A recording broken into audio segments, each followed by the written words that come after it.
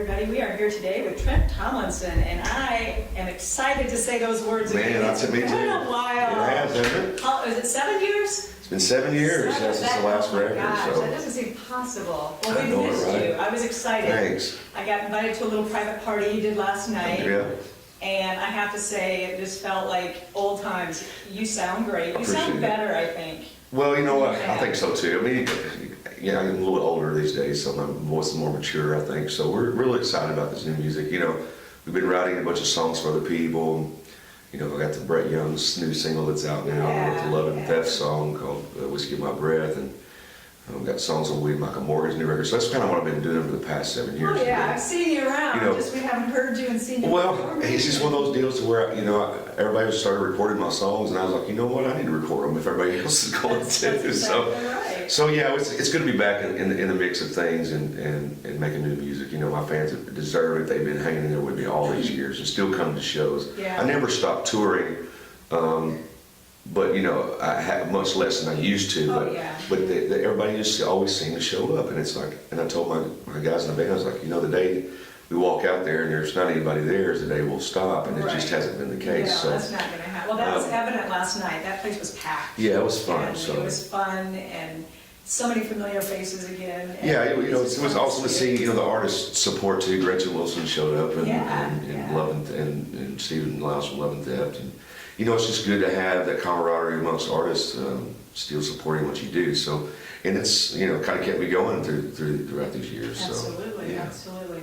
Well, I was looking at my little sneak peek of the CD, and not only am I excited to see you've written every song, Every song. Yeah. co-writes on there Shane Minor. Oh yeah. Love Shane Minor. Great guy. So I was excited to see his name back in there Oh, yeah. again. And so talk about the writing process a little bit. How long have these songs been sitting in your back pocket? Most of this stuff is pretty new, honestly. Me and Shane, you know, wrote the Parmalee song, Close Your Eyes for This, and it was a hit for those guys. And that was kind of me and Shane's first sit down. The first time we ever sat down and wrote together, we wrote that hit song, which is wow. pretty amazing. That's So, and like I told him, and I was like, you know, we need to do more of this. And so we started doing that. And I think Shane said there's 4 songs I wrote with him on this record. So it's a really good match with me and him. He's such a talented guy, and you know, so most of this stuff is new. There's a couple tracks on there that's, you know, that's about 10 years old that I wanted to put out on my sophomore album at Lyric Street Records, but the label wound up folding, and the album never seen the light of day. So I wanted to put those songs on there too, because it's just, you know, I've been playing them live for many years, and fans have always asked about it, when they can get it, how they can get it. And I was like, it's not been recorded yet, so for that I owe. And so we did that, and it's just it's something for everybody on this record. You know, some progressive stuff, and there's some more real country things on there. So it's kind of like a slow pitch softball that anybody can hit. Yeah, You know what I mean? yeah. So we're excited about it. Yeah. So kind of talk about a little bit more about the co-writing process. Sure. Do you have a plan in mind when you decided, okay, we're going to put the CD together, or is it just like, you know, these are my favorites? What? Well, that's kind of what this record was. It's like, you know what, everybody's strategic. I mean, I say everybody, but a lot of people strategically like have to have so many up tempos on it, so many ballads on it, so many mid tempos on it. I never have been that guy. Of course, I've always been the guy who's shaking the sugar tree, if you will, you know, or you know.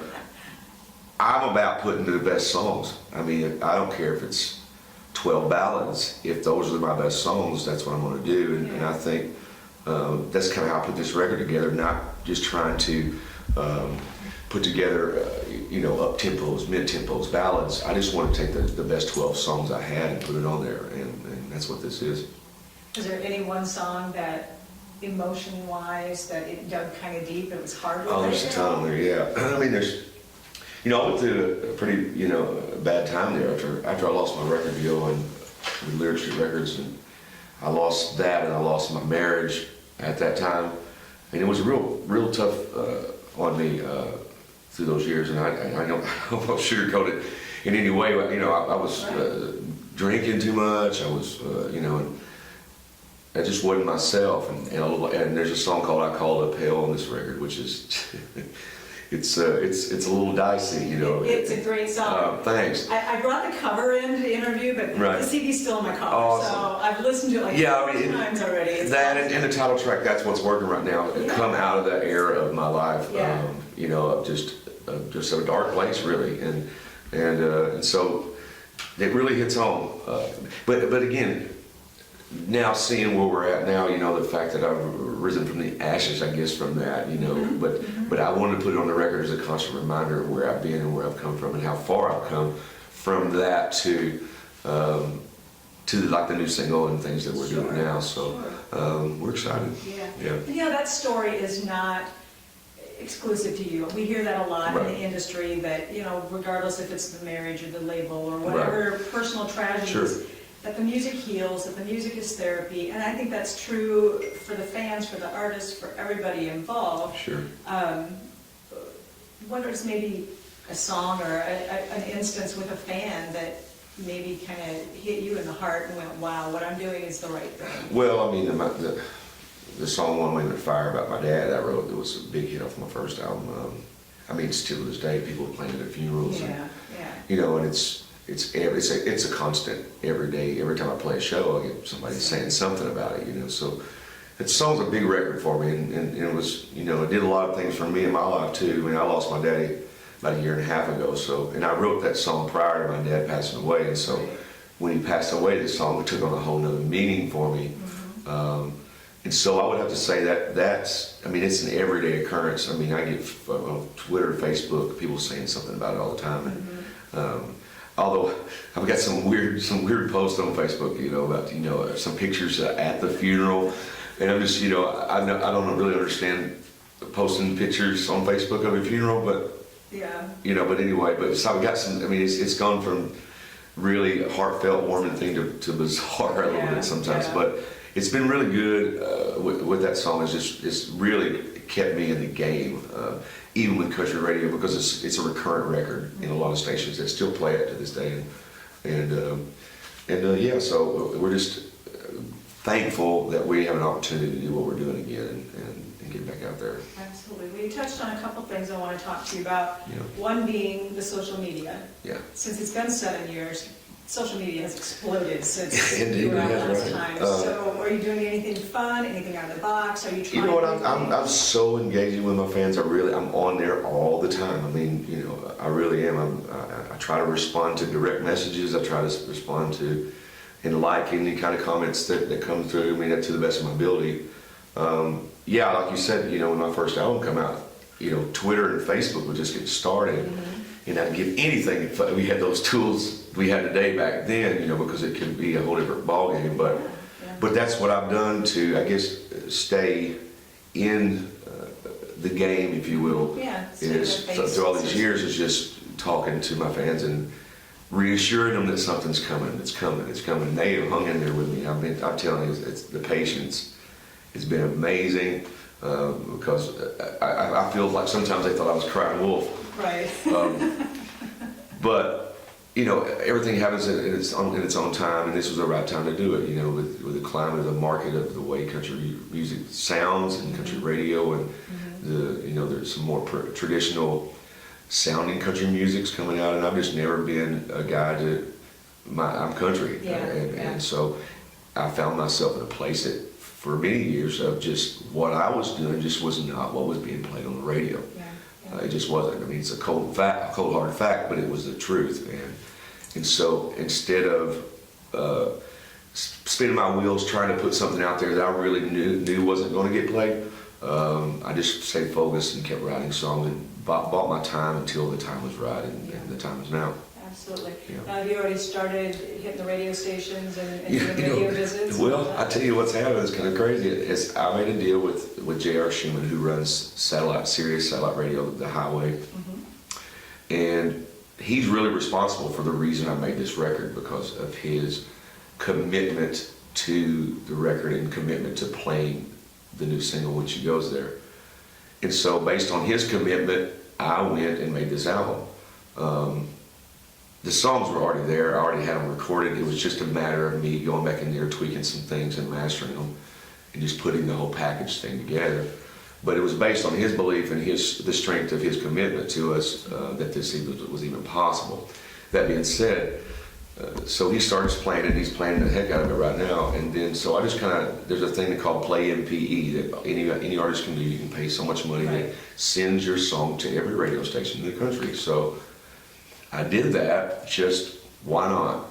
And then terrestrial radio reporting stations, big stations, are starting to play this record without me doing anything really, which is a good problem to have. And also a bad one too, because if you don't have it in place for somebody to work those records, it's kind of hard to push that song through to be successful. So that's where we're at this point, dealing with that. And we're going to remedy that situation, get somebody on a case working this song to radio for us. But it's been amazing the fact that you're getting songs added to radio stations that that you're not even don't even have a promotion staff calling them. Just based on the strength of the music. It's happening, so we're excited. That's because you're so good. I appreciate I was excited when I got the invitations, like, oh my God, yes, I've seen you play for so long. So I'm sure that the radio stations feel the same way. Well, I think some do. Yeah, it's a familiar name. It's like, oh, good. Well, there's a lot of great friends who are still at the same places they were when I was having hit records, but there's a lot that's not, and so that's where I need help to come in and help push this thing through, because there's a lot of guys I just don't know. There's a lot of guys that come from the rock world of programming. They're now programming country stations, and I don't know those guys. So we're going to have to put a team together to help us see this thing through. But all in all, I'm just happy to be making music again, and more importantly, giving it back to my fans who've waited so long for this to happen. Yeah. And, what's the release date on it? Today. Today is the release date. Today, I knew it October was coming 28th. soon. I couldn't remember if it was this week, next week. It's out right now. I mean, the hard copy, if you want a hard copy of it, because some people don't like the digital thing, so I've made it available on Amazon. You can go to Amazon and buy it, and we'll ship it to you. As of right now, that's the only place you can get it, through iTunes and Amazon. We're working on the distribution thing where we can put it in Walmart and Target. But it's a big process to get that done, especially as an independent, as we're doing it right now. If you want the hard copy, Amazon, and you'll have it in a few days. Cool. Yeah. Tour dates? Do you have a list? We're getting ready to fire this thing up. This is October, November. Get ready to come into November. I mean, things start slowing down for everybody in November, December. People out there who don't know, Music Row kind of shuts down in the month of December. People take off, spend time with their family. I toured all this summer.